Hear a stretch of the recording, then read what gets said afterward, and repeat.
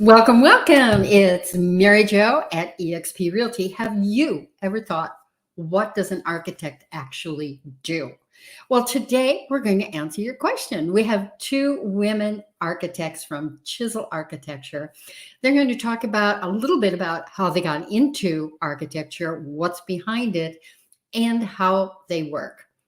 An architect, especially if you're doing custom home or you have specifics you do want to work with an architect to get every little detail in order. So it just goes to the builder and he can build. So before we get into it, I would love for you to sign up below. I would feel so good if you did that. And I can keep you in touch for what is coming next. We have some really interesting interviews coming up very, very shortly. So sign up below. I'll be in touch. Like, comment, or tell me what you'd like to hear from me. So then without further ado, let's talk to Sarah Whicher and Marcy Townsend of Chisel Architecture. Hear what they do or how it benefits you. Today we have some answers. We are so lucky to be here at Chisel Studios with Marcy and Sarah, obviously women architects, so it's a little different take on that.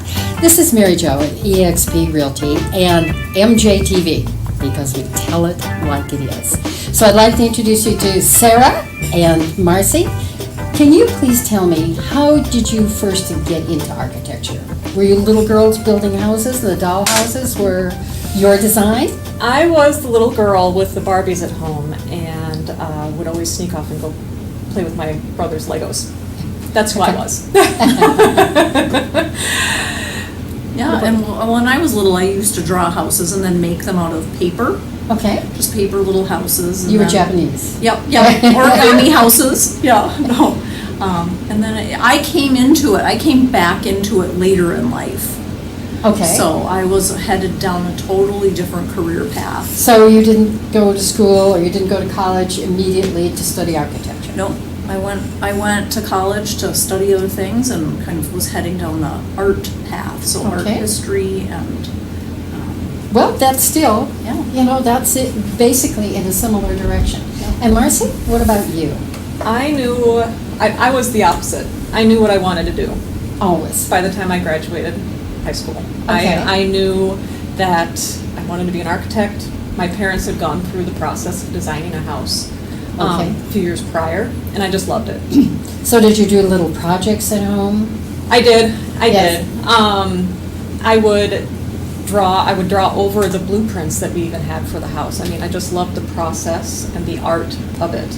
But it's almost like it's a functional sculpture, a functional piece of art. And that's what I liked so much about it. It was very balanced left and right brain.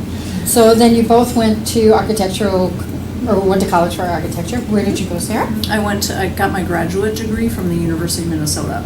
Okay, Marcy? University of Illinois. Okay. So, Big Ten. And then how did you start out? You started working for other firms? Yes. When I got out of school, I was working for a little small residential firm called Tim Quigley Architects, and worked there for a year. And then I always wanted to work at Sala Architects. Okay. When I was in school, a lot of our teachers and adjunct professors were partners at Sala Architects, so I just kept banging on the door, and then finally, let me in, and worked there for 13 years. Okay. So. And Marcy, what was your experience?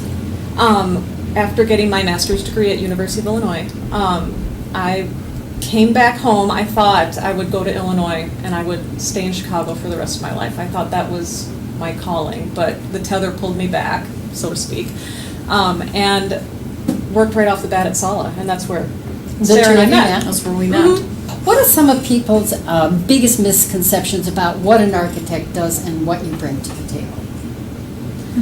Well, we get the question all the time, what does an architect do?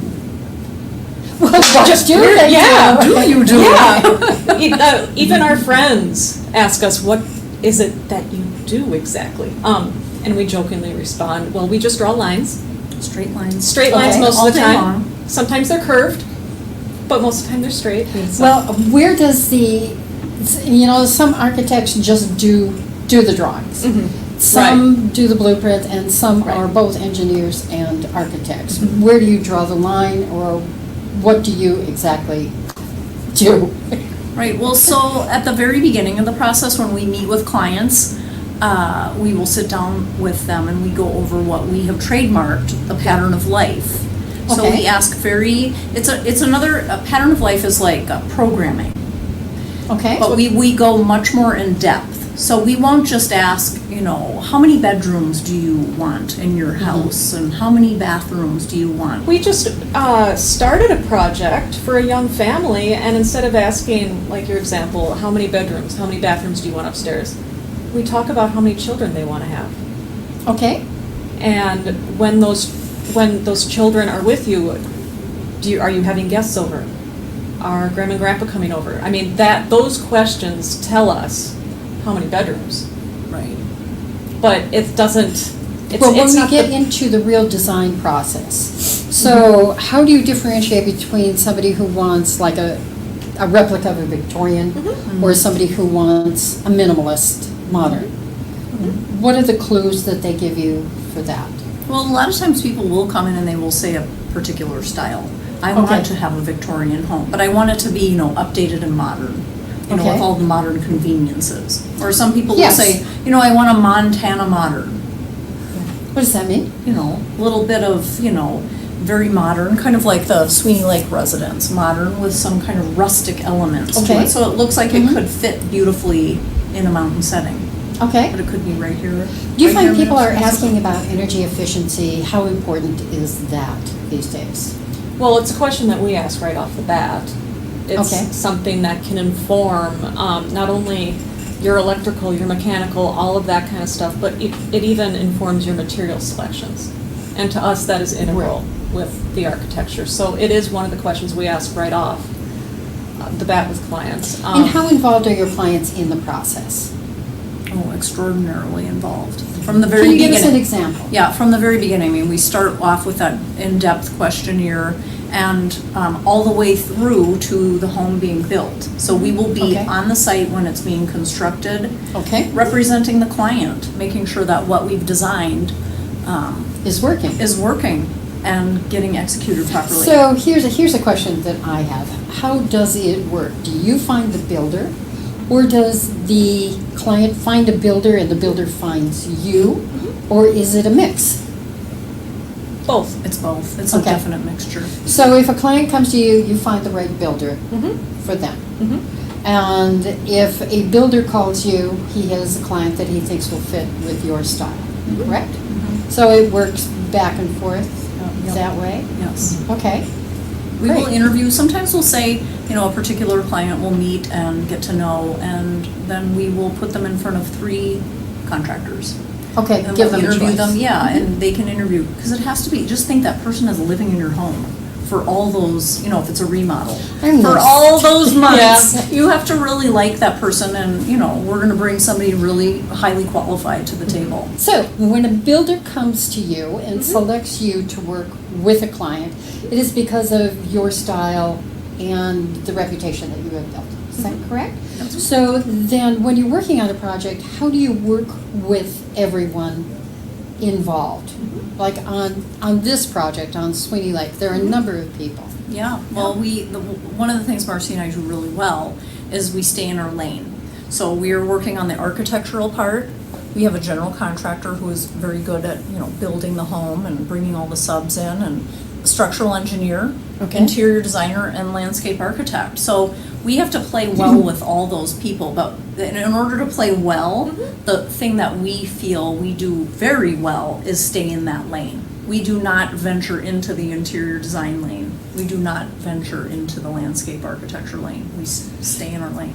Well, what people We're don't all- really realize, and I'm sure you've heard this before, we're all conditioned by reality TV to think it's built in an hour Yes. and decorated. Yes. So the real timeline is, Oh, the real timeline, let's take this for Yeah. example. I mean, this one was executed very quickly, and the only way it could have been done, the way it did go down, is for the prior planning that happened ahead of time. And that's, where Sarah and I really shine. this is something that reality TV doesn't show Right. ever. Right. They don't seem to plan or ever pull permits. They just Right. Right, tear they just down show up. walls. Right. And then And- move the bus. Yeah. Okay. So tell me about, or tell people about what is the planning involved?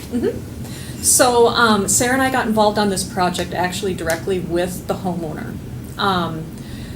First point of contact was made for between the homeowner and the architect, us, and we went through the design process probably start to finish about 4 months. Okay. So one thing that Sarah and I do is formulate a rather detailed design schedule. Okay, that, I'm sure that helps people. Yes. And they all go, why does it take so long? Right. Well, we communicate everything that we do, Okay. what other players are being brought in and when, structural engineer. Mm-hmm. General contractors brought in right away because they're also integral to the schedule and cost conversation. Right. And then overlaying the city and the building permit process. And That is varies in the city to schedule city, too. as you've Yeah. said. Yeah. Yes. Yeah, I mean, if we're lucky, we So can. the time from inception to move in is Mhm. generally about how long? Just ballpark. And I know it varies. Depends on complexity. Okay. It depends on materiality and whether everything's available. There are some things that, come in on a barge from Egypt that take 4 months to get. And that needs to be built into that schedule. Okay. But this example, Sweeney Lake residence, 3,000 square feet, start to finish, was less than a year. It was 11 months. 11 months. Mhm. Okay. So this was one project that's complete. And you know what? I just happened to find this magazine.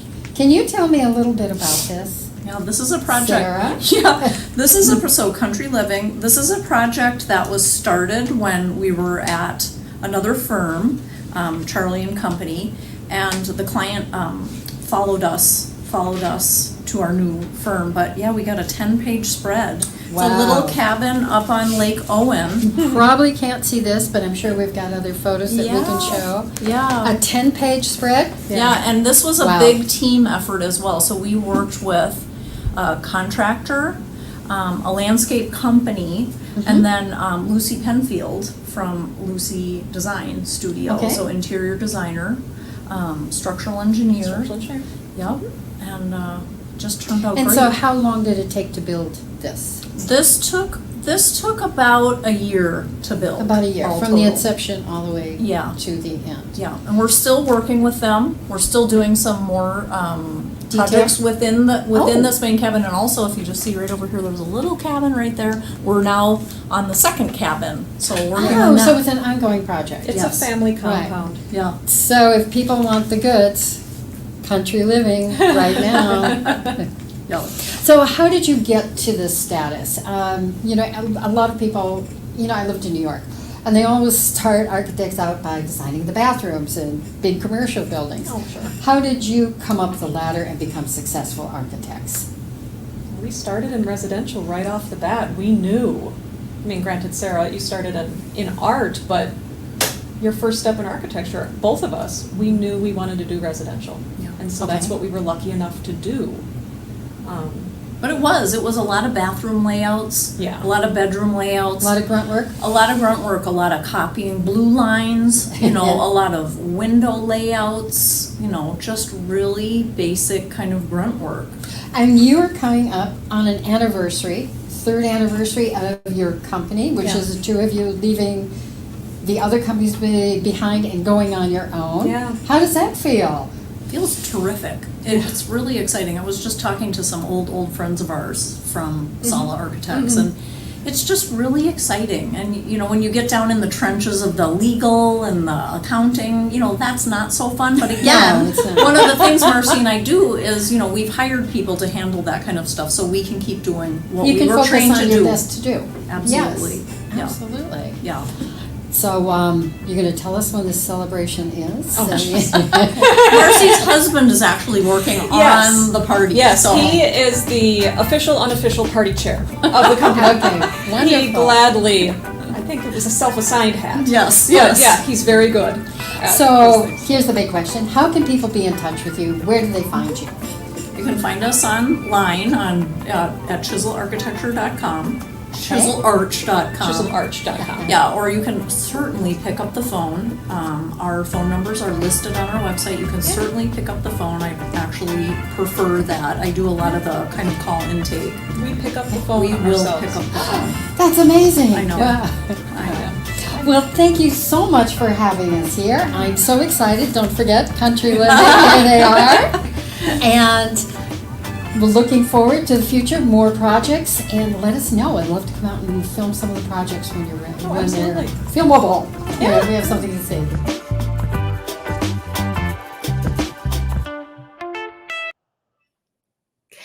So thank you so much for watching. I hope that was informative. And if you need architects, Sarah and Marcy are available. Please stay tuned for next week. We'll have another episode. This one's going to be a little different. I'm not going to let you know yet, but sign up and I would be glad to let you know in advance of what's coming up. Thank you so much for watching. I would appreciate comments, questions, anything you need to know. See you next week.